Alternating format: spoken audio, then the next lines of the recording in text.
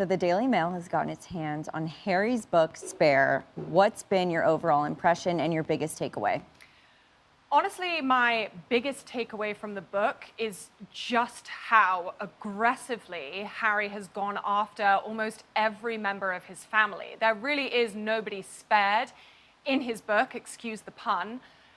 He even takes some very subtle digs at the Queen. He suggests in the opening pages of the book that she took a final swipe at Edward, her uncle, by exiling him and his socialite wife, Wallis Simpson, in the burial grounds at Frogmore. Now, I think anyone who knows the Queen knows that she was not a petty person, and for him to suggest that she would bury Wallis and Edward further away from everyone as a last scolding is something that was quite shocking to me. And then, of course, you see him accusing William of a physical attack, an assault. Then you see him talking about King Charles, his father, making inappropriate jokes. I really think that, we expected Harry to be quite cruel, but I don't think that anyone could have seen it reaching the level that it has. Is there anything exclusive that you can share with us from the book that hasn't been made public yet? I mean, I think at this point, everyone has rifled through this book to extract as many details as possible. But for me, it's the small digs. He almost makes fun of his father, Charles, at one point for carrying around a teddy bear as an adult.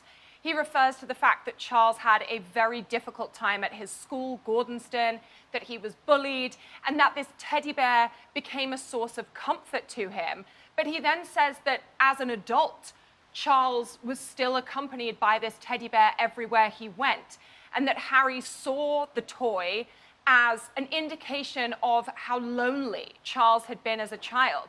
He talks about how tattered and worn it was, and he paints a very weak and sad picture of his own father in that very small story. So while it might seem like an inconsequential detail when compared to the massive bombshells, I think it adds yet another layer to the kind of needling that Harry is doing in terms of pulling apart the public image that most people have of royals like Charles, William, Kate, and Camilla. Let's start with the tunnel. So there was an excerpt that was revealed. Harry says he drove through the tunnel where his mom died at the same speed. Can you please explain what exactly went down? So Harry says that he was in Paris in 2007 for the Rugby World Cup. He was in his early 20s at the time, and he was given a driver when he was in the city on his first night there. He asked the driver if he knew the tunnel where his mother had died. Now, of course, the tunnel is infamous. I think there are a few people, especially those who live in Paris, who couldn't tell you the exact spot where the crash took place. The driver responded in the affirmative. And Harry then told him that he wanted to go through the tunnel at exactly 65 miles per hour, which was the speed that he had been told by police his mother was traveling when her car crashed. He actually got permission from his security guard, his bodyguard, to do this. The bodyguard then told the driver that if he repeated this story to anyone, there would be hell to pay. They then proceeded to go through the tunnel at 65 miles an hour. And interestingly, Harry says that he was stunned by just how normal the tunnel seemed. He had built it up in his mind as this kind of treacherous, deadly experience. And actually, when it came to it, it was a very straight, simple, well-lit tunnel that he says nobody should have died in. And he went through the tunnel a second time, and he admits that it was an incredibly ill-conceived idea, that he had a lot of bad ideas when he was in his 20s, but this was perhaps one of the worst, because while he'd told himself that it might provide him with some closure, what it actually did was really hammer home the fact that his mother was gone and that she had died in a situation that should never have been deadly. Right. And that was an incredibly hard and horrible thing for him to come to terms with. Okay, so Daily Mail uncovered Prince Harry recounting losing his virginity to an older woman in a field at age 17. Can you tell us about that? The way that Prince Harry frames the story of losing his virginity is recalling an encounter with one of his royal bodyguards who paid him a visit at Eton and said that he had been sent there to find out the truth. Harry immediately thought, oh, he's here because he's found out that I lost my virginity. He then proceeds to recount what he says was the humiliating experience of his first time having sex. He says that his encounter took place in a field behind a very busy pub, that the woman in question was older, although he doesn't name her. He says that she treated him like a young stallion, that he mounted her, and that after it was over, she gave him a slap on the behind, and off he went on his merry way. Now, he says that it was humiliating. He says that it was incredibly foolish because it took place in such a public area, and he was convinced that someone must have seen it happening. As it turns out, the bodyguard in question had been sent to Harry's school to ask whether Harry had been doing drugs, but Harry took that opportunity in the book to share a very intimate moment with what will no doubt be millions of readers across the world. I can't believe he's sharing all of this. I think the truth of the matter is, this book is really, as far as Harry is concerned, this book is the first opportunity that he has had to share his story. Now, we've seen Harry and Meghan doing multiple joint projects, the Oprah interview, the Netflix series, the future Invictus Games documentary, but at no point has Harry really been given the opportunity to tell his side or his recollection of events from his childhood until now. And I think in some ways, this experience of writing the book will have been something of a floodgate moment for Harry, where once he started, he just couldn't stop. And you have to keep in mind, he also received multi-millions of dollars for writing this book, and the publishers were not going to accept a retelling of the story that he's told multiple times. This book needed to have personal details in it that could not be found anywhere else. And the story of Harry losing his virginity is exactly the kind of moments that the publishers will have wanted from him. And he delivered. He totally delivered. It's very much a tell-all. Let's talk about another Daily Mail discovery, the joke that Charles made, saying, "Who knows if I'm even your real father?" Tell me about that. Harry says that his father was telling a story about a visit that he made to a mental asylum where he met a man who believed himself to be Prince Charles, Prince of Wales, which Charles was at the time. According to Harry, Charles loves telling these kinds of anecdotes, and that he always likes to end them with a kind of philosophical quote or a philosophical question. In this case, when he was retelling this story, he pondered whether anyone can really know whether or not they're living in a fantasy, and he then turned to Harry and said, "Who knows if I'm even your real father?"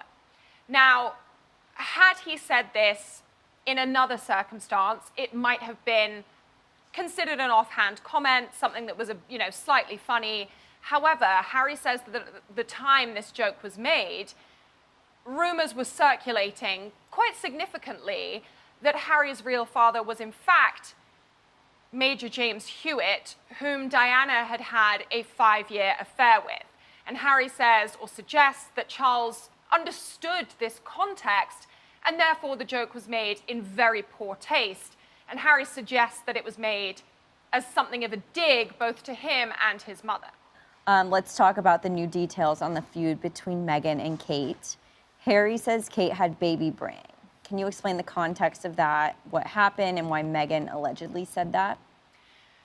The argument that took place between Meghan and Kate in the lead up to the Sussexes' wedding in May 2018 is something that by this point the majority of people know about. It's become a she said situation. It was first reported that Meghan had made Kate cry. Meghan then said during her Oprah interview that no, it was actually the other way around, that Kate had in fact made her cry. After that, it was reported again that no, it was in fact Meghan who made Kate cry over an argument about bridesmaids' dresses. Whether or not we will ever find out the truth remains to be seen. However, Harry does admit that Meghan made a comment about Kate having baby brain because of her hormones, again, in the lead up to their wedding. Understandably, this comment really upset Kate, and Meghan was actually reprimanded by someone inside the palace who told her that she was not close enough to Kate to be joking about her hormones. Meghan found that encounter upsetting for her part. I think the reality about this whole controversy is that the two women were never bosom buddies. They were never best friends. And to hear it from sources who are close to Kate, she did all that she could to welcome Meghan into the royal family and to really show her the ropes, to kind of indicate to her best practices, as it were, the best practices of being a new member of the royal family. As far as Meghan is concerned, Kate did not give her enough support and didn't really treat her like a sister-in-law. She was more like a kind of, person who was making sure that Meghan was following the rules. So I think the truth of the matter is the two women were never really on the same side, nor were they really on the same page. And this anecdote just indicates that once again. Harry basically says Meghan made what she thought was a joke, Kate didn't take it to be a joke, and Meghan was the one who was reprimanded. Right. Okay, and then also Meghan talked about her feud with Kate during the Oprah interview, like you mentioned, and in the Netflix docuseries. We saw the fallout from William. Harry received a chilling text. What do we know about what was in that text?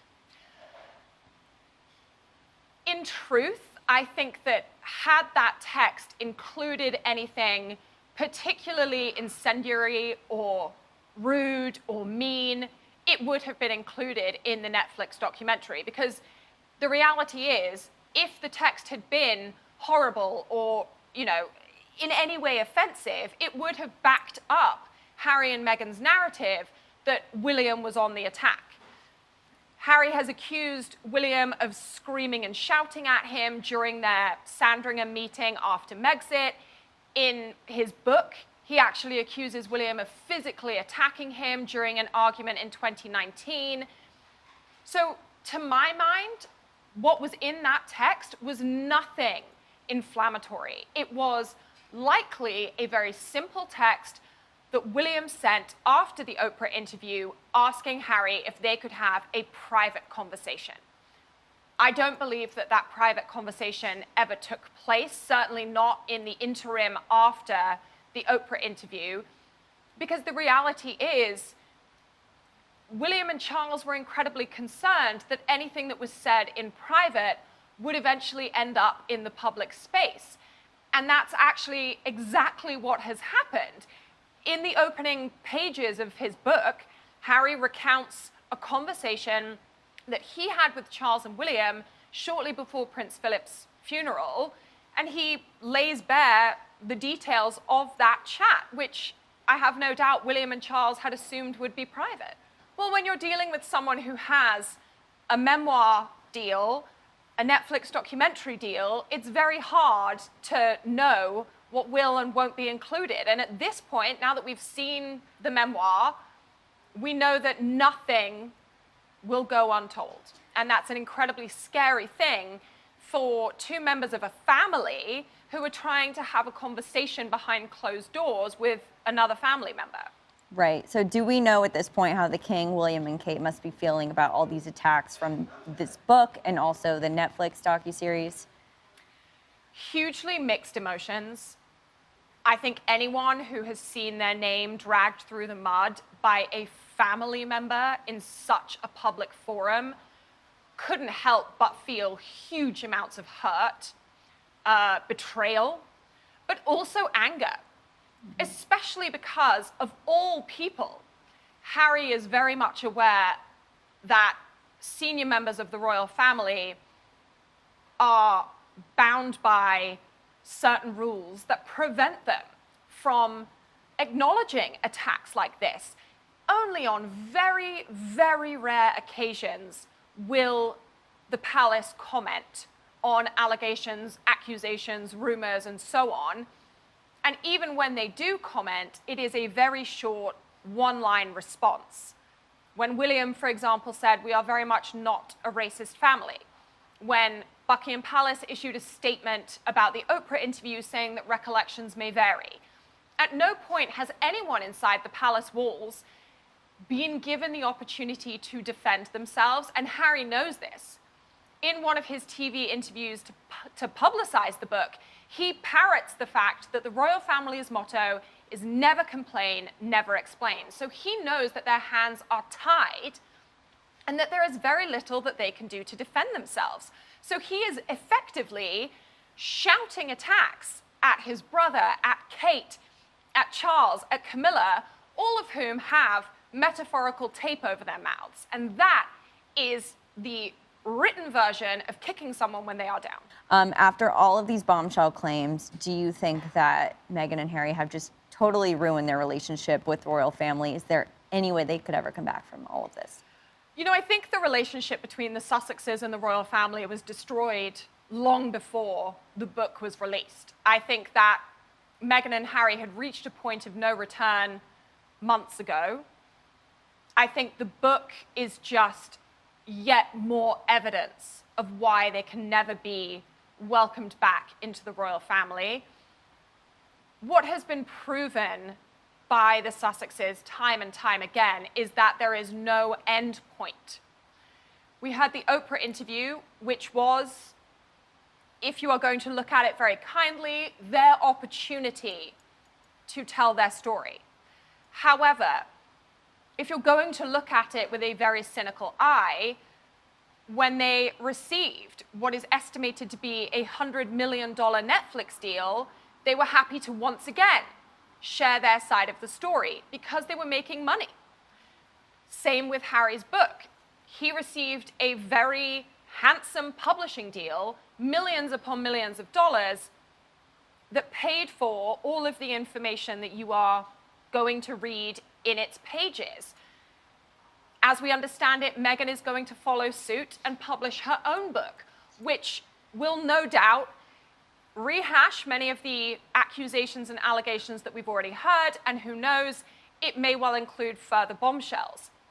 So while the royal family may have been willing to give Harry and Meghan a certain amount of grace after the Oprah interview, at this point, how do you even begin to try and repair the relationship? Because as we've said, they can never trust that private conversations that they have with Harry and Meghan won't make it into the pages of a book, won't make it onto the screens of a Netflix documentary. The trust has been irrevocably broken, and I don't think that that is something that can ever be repaired.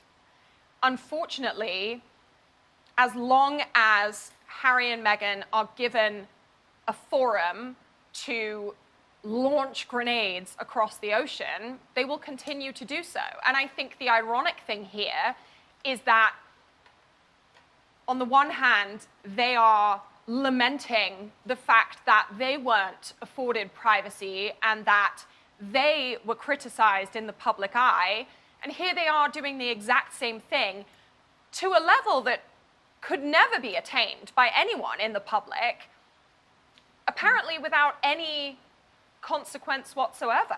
So I guess my takeaway from the book, in truth, is enough has to be enough at some point, and when is the finish line for Harry and Meghan? Will they ever reach it, or will it just continue to be a one-sided attack on the royal family who are unable to really respond or ever truly defend themselves?